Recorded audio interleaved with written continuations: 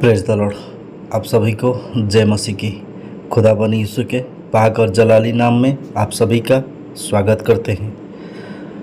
मेरे प्यारे भाई और बहनों, आप सभी का तहे दिल से धन्यवाद करते हैं। आपने मेरे लिए दुआ किया है, इसलिए मैं आप सबका शुक्रिया करता हूँ, धन्यवाद करता हूँ हमारे प्रभु परमेश्वर का, जिसने मुझे चंगाई दी, जिसने मुझे छुटकारा दिया, जिसने इस बुरे हालात से मुझे बाहर निकाला। इसलिए मैं धन्यवाद देता हूँ आप सभी को, प्रभु को भी धन्यवाद देता हूँ। मेरे प्यारे भाई और बहनों, आइए हम दुआ करेंगे, उसके बाद वचन सुनेंगे।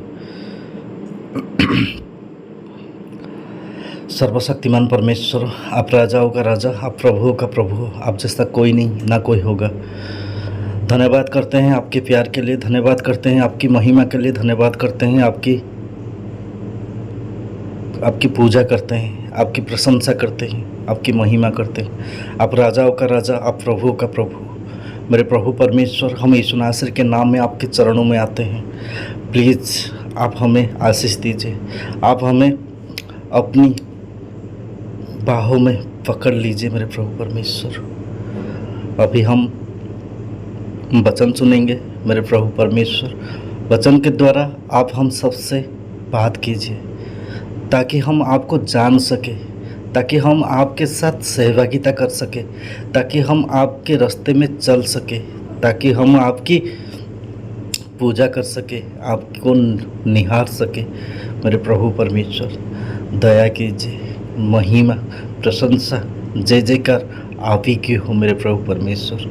मैं ये दुआ करता हूँ यीशु नासरी के नाम में, हर वो व्यक्ति, हर वो इंसान जो आज हमारे साथ जुड़ा हुआ है, जो आज हमारी इस वीडियो को देख रहा है, उसकी हर वो इच्छा जो वो चाहता है, अगर आपके नज़रों में वो सही है, वो हो जाए मेरे प्रभु परमेश्वर। हालेलुया, आमीन आमीन। Thank you Jesus, hallelujah. धन्यवाद करते हैं प्रभु परमेश्वर, आपने हमारी दुआ को सुना। सारी प्रशंसा महिमा आदर हम आपको दे के हमारे प्यारे प्रभु यीशु नासरी के नाम में मांगते हैं। आमीन आमीन। मेरे प्यारे भाई और बहनों, चलिए हम वीडियो देखते हैं।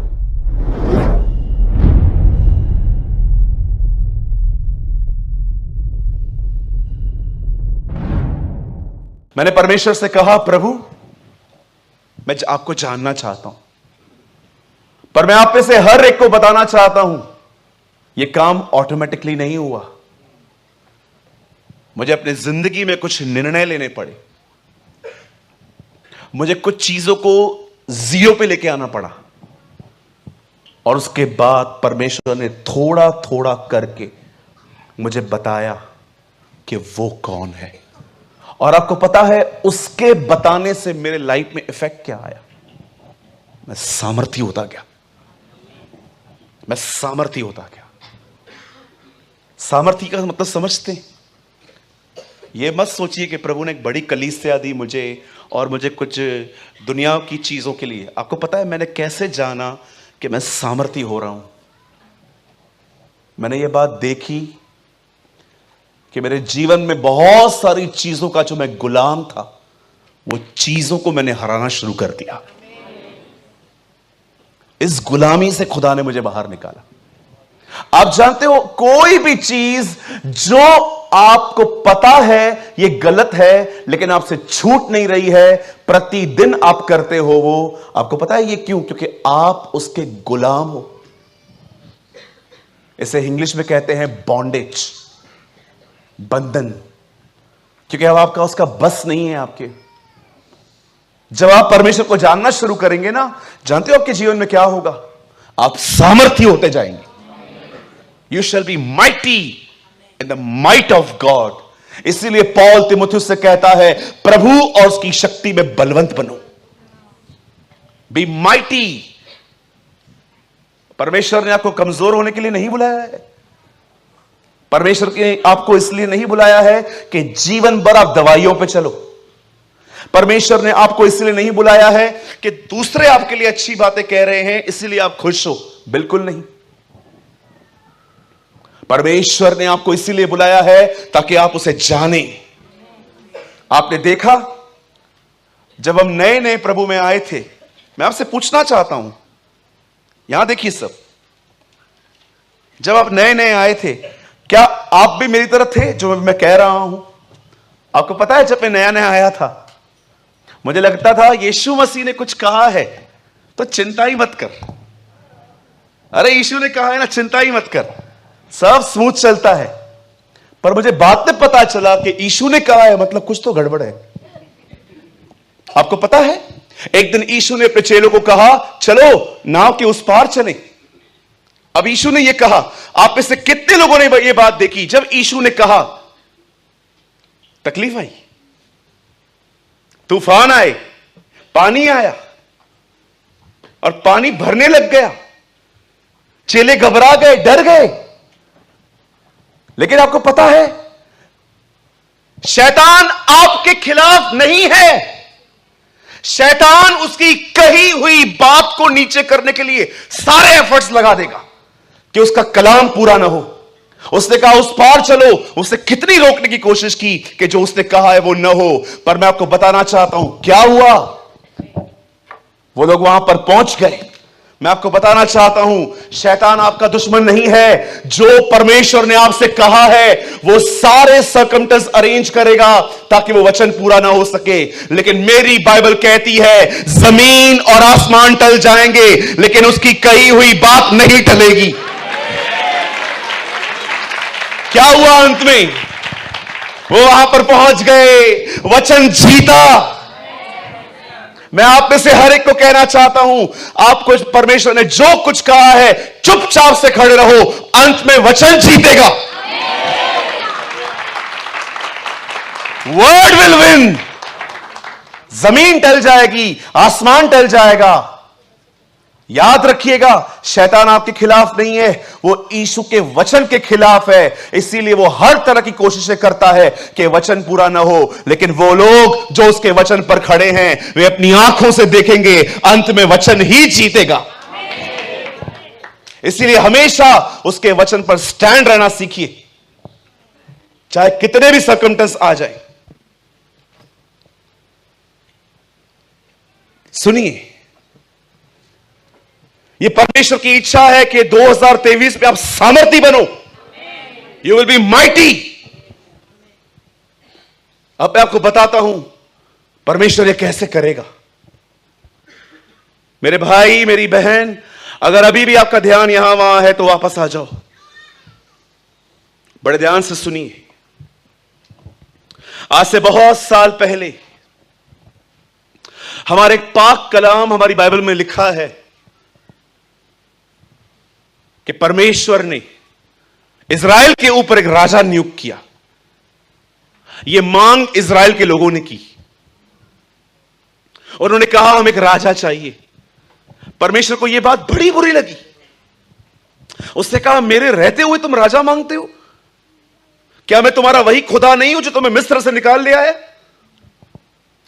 लेकिन बाद में परमेश्वर अपने नबी को कहता है, इन्होंने राजा मांगा है, दे इन्हें राजा। बाइबल बताती है कीश का पुत्र शाऊल जो बेन्यामीन के गोत्र का था, उसे राजा बनाया गया। और जानते हो राजा बनने के बाद क्या हुआ? एक दिन अपनी मूर्खताओं के कारण यह राजा हटा दिया गया। जो परमेश्वर आपको ऊपर चढ़ा सकता है वो खुदा आपको नीचे भी ले आ सकता है। यह बहुत अच्छी बात है कि आप में से हर व्यक्ति का एटीट्यूड अपने कंट्रोल में हो, क्योंकि जब परमेश्वर देखेगा ना कि आप नम्र हो, वो आपको उठाएगा। पर एक बात हमेशा याद रखिएगा, जो घमंडी हैं वो उसके धक्के के लिए भी तैयार रहे। पहला धक्का स्वर्ग से नीचे एक बंदे को लेके आया था। और याद रखना, कहिए अपने बाजू वाले को, परमेश्वर धक्के देने में बहुत एक्सपर्ट है। सालों कमाई हुई इज्जत है ना, वो सेकंड्स में खत्म कर देगा आपकी। इसीलिए मैं आपको कहना चाहता हूं, बी हम्बल। हमेशा उसके पैरों पे पड़े रहना सीखें, हमेशा उससे मदद मांगना सीखें। शाऊल को बाइबल बताती है खुदा ने हटा दिया। और आपको पता है परमेश्वर जब आपको हटाता है तो क्या करता है? वो कभी आपको सिंहासन से नीचे उतार के नहीं फेंकेगा, कुछ नहीं करेगा, अभिषेक ले लेगा। मन फिरा, वरना मैं आकर तेरे दीव सम से हटा दूंगा तुझे। जानते हो परमेश्वर क्या करता है? अभिषेक ले लेता है वो सिंहासनों से। बाइबल बताती है अभिषेक हो जाने के चले जाने के बाद भी शाऊल कई साल तक राजा बना रहा था। मैं बहुत सारे लोगों को जानता हूं, अभिषेक चला गया है, आज भी प्रचारक हैं वो लोग, पता भी नहीं चला है उनको। जिसे शिमशोन के लिए लिखा गया है, और शिमशोन के बाल काट दिए गए और यहोवा वहां से चला गया, और यह बात शिमशोन नहीं जानता था। हमें से कई सारे लोग ये जान भी नहीं पाएंगे कि खुदा का अभिषेक चला गया है। और जब उसका अभिषेक चला जाएगा ना, याद रखना, हर चीज मेहनत से अर्न करनी पड़ेगी, ग्रेस से नहीं मिलेगा कुछ भी। आपने देखा उन 5 कुंवारियों के लिए, जब दूल्हा आके चला गया, उन्हें कहा गया जाओ अब मोल लो, हम तो उद्धार अनुग्रह में पा चुके हैं, अब तुम्हें खरीदना पड़ेगा अपना उद्धार, जाओ अपनी जिंदगी दो अभी तुम। मैं आपको ये बातें इसीलिए कह रहा हूं मेरे भाइयों, मेरी बहनों, क्योंकि हम में से हर एक को लगता है, मुझे माफ कीजिए मैं इन वर्ड्स को यूज कर रहा हूं, मुझे पता है आपको अच्छे नहीं लगेंगे। कभी कभी हम झगड़ों में बोलते थे तेरे बाप का राज चलता है क्या? कितने लोग बोलते थे ऐसा, तेरे बाप का राज है क्या? कभी कभी लोगों को है ना, चर्च के अंदर भी यही एटीट्यूड रहता है। उनको लगता है अभी क्या पश्चाताप करना, घूमो फिरो 70 के बाद करेंगे। पूछो 70 वालों से, कर पा रहे हैं वो? पूछो कभी किसी व्यक्ति से पूछो। याद रखिए, मैं जब चाहूं तब खुदा के पास लौटूंगा, यह आपकी गलत सोच है। बाइबल बताती है अपने अनुग्रह के समय को पहचानो। आंसू बहाने पर भी एसाव को मन फिरा का अवसर नहीं मिला, इब्रानियों की पत्री में लिखा है। इसीलिए बाइबल बताती है, हे जवान, अपने जवानी के दिनों में अपने उद्धारकर्ता को मत भूल। ये मत विश्वास कीजिएगा मैं जब चाहूं तब लौटूंगा, इट्स टोटली रॉन्ग। आज का दिन है लौटने के लिए। जानते हैं जब शाऊल गिरा दिया गया, बाइबल बताती है उसकी जगह पे दाऊद आके राज्य करने लगा। दाऊद का अभिषेक हुआ, और अभिषेक के 13 साल बाद जब वो एक राजा बना। अब मैं आपको बताना चाहता हूं दाऊद क्या था। वचन कहता है दाऊद एक योद्धा था। बोलिए योद्धा। कहिए अपने पास वाले से, दाऊद एक योद्धा था। फिर से भाई लोग आप भी बोलो। अब मुझे एक बात बताइए, योद्धा का काम क्या होता है? लड़ाई करना, लड़ना। अब ये बंदा एक लड़ाई करने वाला था। आप जानते होंगे दाऊद के और भी जो लोग थे, उसके घर के लोग आर्मी में थे, और दाऊद खुद भी, मतलब इन लोगों के घर में तीर और ये जो मारने वाली चीजें नॉर्मल पड़ी रहती थी। हाँ वही तुझे बड़े याद हैं ये सब? क्या करता था पहले तू भाई? ये सारे हम लोग मुंबई में बोलते ना, सामान ले आ। ओके, कभी भी कोई सामान लेने के लिए बोले तो ब्रेड और दूध मत समझना, यहां बहुत कोड वर्ड्स में बातें होती हैं। ओके, तो कई बार दाऊद लड़ता था, लेकिन आपको पता है एक दिन क्या हुआ जब दाऊद राजा बना? बोलिए राजा बना।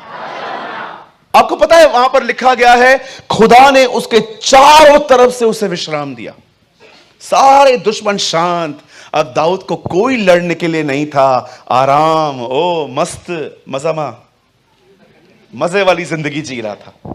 लेकिन एक दिन आया जब दाऊद को पता चलता है कि अमोनी लोग हमें मारने के लिए आ रहे हैं। दाऊद अपने सेनापति योआब को बोलता है तू जा उनसे युद्ध कर। और आपको पता है कलाम क्या कहता है?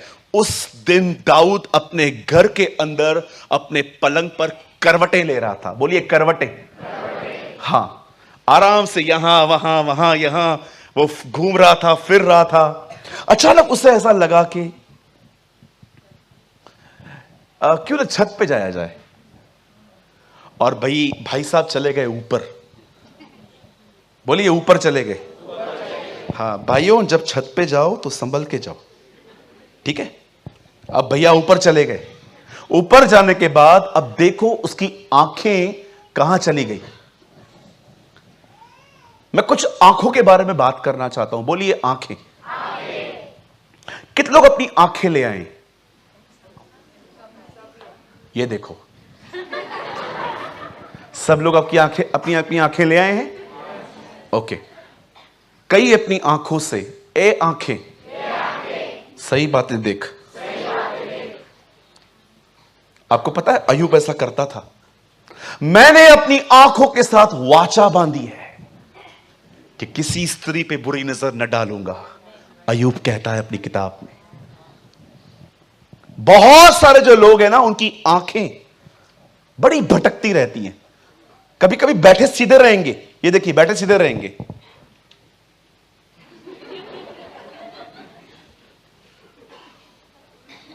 कुछ तो इधर है, इधर मतलब कुछ की आंखें तो सीधी दिखती हैं, इधर तक देख सकते, इधर तक देख सकते।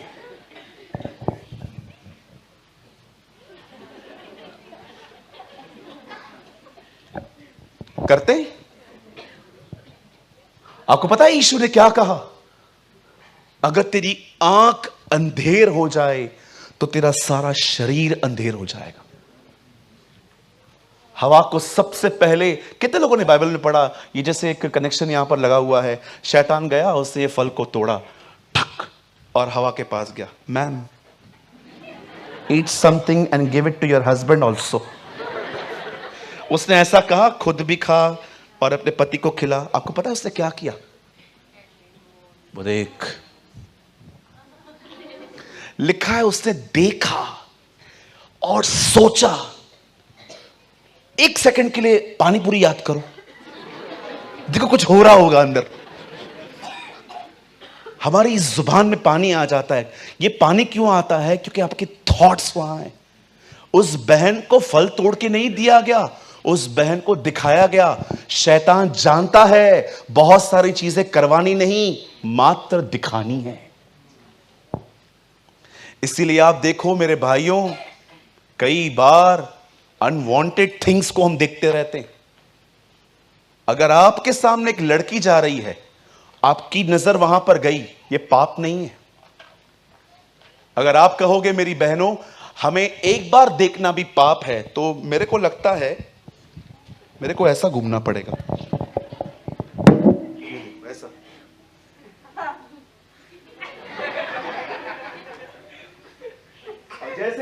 जैसे आप लोग आए, हमें ऐसे घूमना पड़ेगा। पता है प्रॉब्लम कहां होती है? जब आप एक बार देखो, ये देखिए मैंने एक बार किसी को देखा, अब मुझे दोबारा देखने का मन कर, that is problem. First look is temptation, second look is lust. पहली बार देखना मात्र परीक्षा होती है, अगर फिर से देखने का मन करे तो यह अभिलाषा है। इसीलिए यूहन्ना कहता है संसार में 3 चीजें हैं, और पहली चीज कहता है आंखों की अभिलाषा। हम में से हर एक को अपनी अपनी आंखों पे कंट्रोल होना चाहिए। शिमशोन कभी व्यभिचारी नहीं बनता अगर उसे अपनी आंखों पे कंट्रोल होता तो। हर तरह की गंदगियां देखेंगे। और मैं आपको बताना चाहता हूं मेरे भाइयों मेरी बहनों, हमेशा याद रखना आजकल इस पर बहुत सारी अनगॉडली चीजें आती हैं, सो मैनी। इसीलिए मैं आपसे कहना चाहता हूं अपने फोन को बहुत सोच समझ के यूज करो। बाइबल क्या बताती है? उसने वहां से एक बाथरूम देखा, वहां पर एक बहन नहा रही थी, और जैसे उसने अपनी छत से उसे देखा, अपने सेनापति को बुला के कहता है अरे ये कौन है? वो कहता है राजा ये लड़की जो है सेना में एक लड़का है, उसकी बीवी है, बुला के तो लाओ। आपको पता है बतशबा आ गई, और बाइबल बताती है दाऊद उसके साथ व्यभिचार में गिरा। जब दाऊद को पता चलता है कि बतशबा जो है वो गर्भवती हो चुकी है, जानते हो अब उसे पता था ये गुनाह अधिक समय तक नहीं रुकेगा। तब वो उरिया को मैसेज देता है कि तेरा छुट्टी हो गया, जा घर जा। उसे पता था ये घर जाएगा, अपनी पत्नी के साथ रहेगा और मेरा ये पाप ढक जाएगा। लेकिन आपको पता है ये बंदा घर जाने के लिए तैयार ही नहीं था, ये इतना फेथफुल था। और अंत में दाऊद जानते हो क्या करता है? दाऊद अपने लोगों को कहता है, सुनो, एक युद्ध में जाओ और सबसे पहले इसे रखो। क्या व्यक्ति है यार तू, अपना पाप ढांकने के लिए लोगों को मार रहा है तू। पता है उरिया को सबसे आगे रखा गया और उनको कहता है, सुनो, जब तुम आगे बढ़ जाओ ना, इसको छोड़ के चले आना। बाइबल बताती है उरिया मार दिया गया। और एक दिन जब दाऊद ने यह कर दिया, एक दिन नातान नबी दाऊद के पास आके कहता है, बोलता है एक भेड़ थी, वो एक व्यक्ति की थी। इज़राइल में एक अजनबी आया और उसने उसको कहा कि मुझे भेड़ चाहिए तेरी। उसने कहा, नहीं, जो मेरी भेड़ है ना, मेरी बेटी की तरह है। लेकिन उसने उसे लेकर उसे मार दिया, वध किया। दाऊद कहता है, कौन है वो? उसे लेकर आओ, मैं उसका वध करूंगा। बोलता है, तू है वो, यू आर द वन, जिसने उसे मार दिया। उसके बाद नातान उसको उसकी हैसियत याद करवाता है। उसको कहता है, हे दाऊद, जब परमेश्वर तुझे उठा के चल रहा था, उसने तुझे इतना कुछ दिया, कम था तो और मांगता और मिलता, लेकिन तूने ऐसा काम क्यों किया? पता है, हम सब इस कहानी से वाकिफ हैं, लेकिन कभी आपने इस बारे में सोचा है दाऊद क्यों गिरा? मेरे भाइयों, मेरे बहनों, आपको पता है दाऊद क्यों गिरा? दाऊद इसीलिए गिरा क्योंकि दाऊद उस दिन युद्ध पे नहीं गया। अगर उस दिन वो लड़ाई पे जाता, इतिहास ही अलग होता। मैं आप में से हर एक को कहना चाहता हूं, सुनिए, मैं ये स्टोरी को क्यों बता रहा हूं। 7 बार दिन में आराधना करने वाला व्यक्ति आखिर पाप में कैसे गिरा? क्योंकि जब लोग चले गए लड़ाई करने के लिए, उसने यह भाग नहीं चुना कि सब चले गए हैं, चलो प्रभु की आराधना करते हैं। उसने अपने आप को फ्री छोड़ दिया। यह वही बंदा है जो 7 दिन में 7 बार अपना समय निकाल के प्रभु की आराधना करता था। भजनकार कहता है उसके बारे में, यह वही है जो यहोवा की 7 बार स्तुति करता था। आज इसको टाइम मिला, लेकिन अपने टाइम में वो प्रभु की आराधना नहीं कर रहा है, अपने दिनों में एंजॉय और विश्राम कर रहा है, और वहां पर वो गिर गया। मैं आपको कहना चाहता हूं, मेरे भाइयों, मेरी बहनों, जीवन में एक समय ऐसा आएगा जब परमेश्वर आपको विश्राम देगा। और वो विश्राम आपको इसलिए नहीं देगा कि आप पलंग पे सारा दिन सोते रहो, खाते पीते रहो और अपने पेट को और मोटा करो।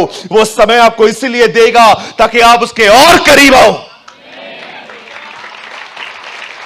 लेकिन दाऊद ने अपने खाली समय में परमेश्वर को जानने की कोशिश नहीं की, वो बैठा रहा। मैं आपसे पूछना चाहता हूं, आप में से कितने लोग हैं, आपको पता है आपकी सबसे बड़ी प्रॉब्लम क्या है? आपके पास समय है, लेकिन समय को यूज करने की विजडम नहीं है। अगर आज भी प्रभु मेरे सामने आए और कह दे, एक चीज बता नेचुरली जो मैं अलग कर दूं, चेंज कर दूं, मैं खुदा को कहूंगा, खुदा दिन को 48 आवर्स का बना दे। इतना काम पड़ा हुआ है, इतना कम समय दिया है तूने हमें, कैसे करें? दाऊद अगर उस दिन सब चले गए और अपने विश्राम के समय में अगर वो खुदा को समय देता, चीजें ही अलग होती। लेकिन उसने डिसाइड किया, नहीं, आज मैं टहलूंगा, घूमूंगा, फिरूंगा। हमारी सबसे बड़ी प्रॉब्लम जानते क्या है? हम फारिग हैं। फारिग समझते? फ्री। और हम अपने फ्री टाइम में हम ये जान ही नहीं पाते कि परमेश्वर, मैं आप में से हर एक को कहना चाहता हूं, याद रखिए, जीवन में एक समय ऐसा आएगा जब परमेश्वर आपको विश्राम देगा, आपको समय निकाल के देगा। वो आपके कामों को इतना स्मूथ कर देगा ताकि आपको दिन में 5, 6, 3 घंटे एक्स्ट्रा मिले। आपको पता है वो काम उसने आपके लिए ऐसा क्यों किया? ताकि आप उसको और समय दे पाओ। लेकिन आपको पता है हम क्या करते हैं? हम उन 3 घंटों में अपना फोन लेंगे, 15-15 सेकंड के रील देखेंगे, सब कुछ करेंगे, अपना समय बर्बाद करेंगे। और इसी तरह से हम दाऊद की तरह न चाहते भी अपनी कुछ बातों में फंस जाते हैं। फिरौन बादशाह ने एक दिन एक दर्शन, एक स्वप्न देखा। लोग आके उसको बोलते हैं जेल में एक लड़का बंद है और वो सपनों को इंटरप्रिटेशन करता है। हमें भी उसने ही बताया था, अगर तू उसको सामने ले आ वो तुझे बता देगा। बाइबल बताती है यूसुफ जेल से बाहर निकाला गया और राजा के सामने खड़ा हो गया। राजा उसे कहता है मेरे स्वप्न और दर्शन का अर्थ बता। तब वो उसे कहता है जो 7 पतली भैंसें थी जो मोटी भैंसों को खा गई, हे राजा इसका अर्थ यह है आने वाले जो 7 साल हैं उसमें तुझे बहुत अनाज मिलेगा, लेकिन उसके बाद जो 7 साल हैं वो अकाल के हैं। राजा सुन के हैरान हो जाता है और बाइबल बताती है वो उससे ही कहता है कि तू मेरे राज्य में आ, तू सब चीजों को मेंटेन कर, तू सब उसका एक मैनेजर बन। बाइबल बताती है, कलाम कहता है वो सेकंड वर्ल्ड रूलर बना। और आपको पता है 7 साल बैठकर यूसुफ ने क्या किया?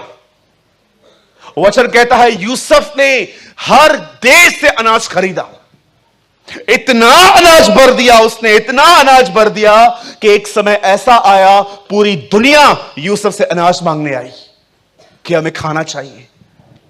मुझे बताइए दाऊद ने अपना समय कैसे बिताया और यूसुफ ने अपना समय कैसे बिताया? यूसुफ जानता था ये जो आने वाले 7 साल हैं ये आराम के साल नहीं हैं, ये काम करने के साल हैं। इन 7 सालों में उसने हर देश से अनाज इकट्ठा किया। मेरे भाइयों, मेरी बहनों, मैं आप में से हर एक को कहना चाहता हूं, खाना खाने के बाद, काम करने के बाद जो समय आपको बचता है सोने के बाद, आपको पता है वो समय आपको परमेश्वर ने क्यों दिया है? ताकि आप घुटनों पर आएं, दुआ करें, वचन पढ़ें। और जानते हो ऐसे ही लोग होते हैं जिन पर परमेश्वर अपने आप को प्रकट करता है और वो लोग सामर्थी होते हैं।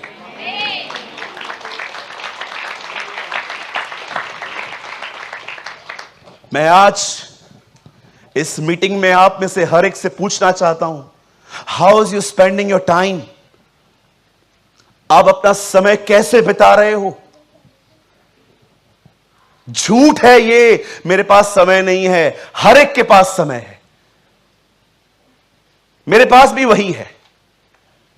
आप याद रखिएगा, आप में से जितने लोग यहां हैं, आज मुझे आत्मा में प्रभु ने कहा सूरज तू बिलीव कर, मैंने यहां पर बहुत सारे लोग हैं जिनकी जिंदगी मैंने स्मूथ की है, जिनकी जिंदगियों को मैंने सीधा किया है, जिनके मार्गों को मैंने सीधा किया है, सिर्फ एक उम्मीद से कि ये समय मुझे देंगे।